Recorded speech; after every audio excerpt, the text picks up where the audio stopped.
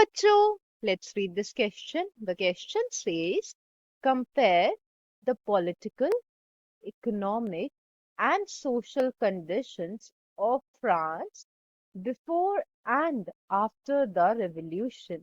तो क्वेश्चन हमसे पूछ रहा है कि फ्रांस की पॉलिटिकल, इकोनॉमिक और सोशल कंडीशंस को कंपेयर करो, वो कैसी थी रेवोल्यूशन से पहले और फ्रेंच रेवोल्यूशन के बाद।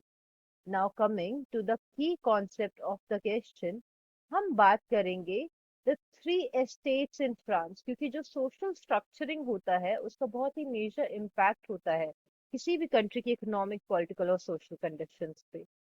फर्स्ट एस्टेट जो थी वो थी आपकी क्लर्गी। सेकंड एस्टेट जो थी कंसिस्टेड ऑफ नोबिलिटी। एंड जो फाइनली थर्ड एस्टेट थी, इसके अंदर आते थे आपके कॉमनर्स, कॉमन मासेस और common people.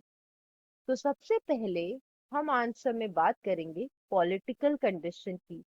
Political condition before revolution and political condition after revolution. So French revolution से पहले फ्रांस के अंदर क्या क्या पॉलिटिकल कंडीशन थी।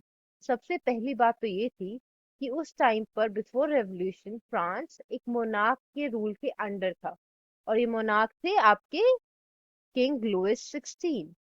दूसरी इंपॉर्टेंट चीज थी कि जितनी भी पॉलिटिकल पार्स थी वो सारी की सारी, पहली जो दो एस्टेट्स थी, first estate that consisted of clergy and the second estate which consisted of nobility, उनके हाथों में थी।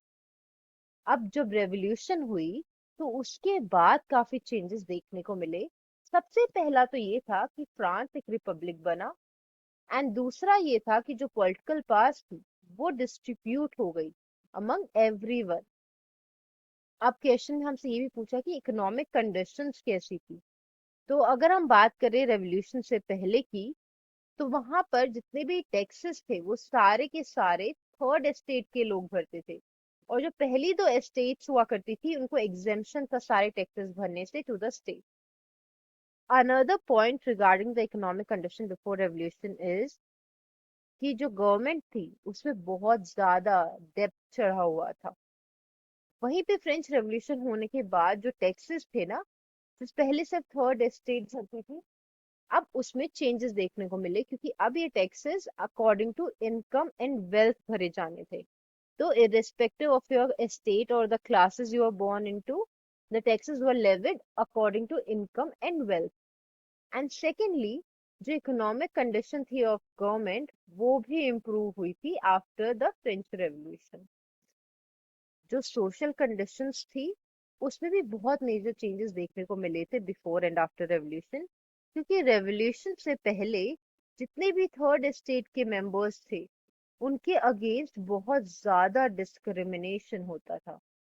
जितना भी रिटर्न मटेरियल हुआ करता था या कोई भी अगर कल्चरल एक्टिविटी हो रही है तो उसके लिए प्रायर किंग की अप्रूवल की जरूरत हुआ करती थी। एक तरीके से सेंसरशिप थी। वहीं पर तब रेवोल्यूशन हो गया था उसके बाद जितने भी लोग थे सबको इक्वल राइट्स मिले थे इररिस्पेक्टिव ऑफ देयर एस्टेट, और जो सेंसरशिप थी उसको हटाया गया था। Everyone was free to write and speak. So, the answer to the question regarding comparison of political, economic, and social conditions of France before and after revolution is as follows. Hope you understood it well. Best of luck. Thank you so much.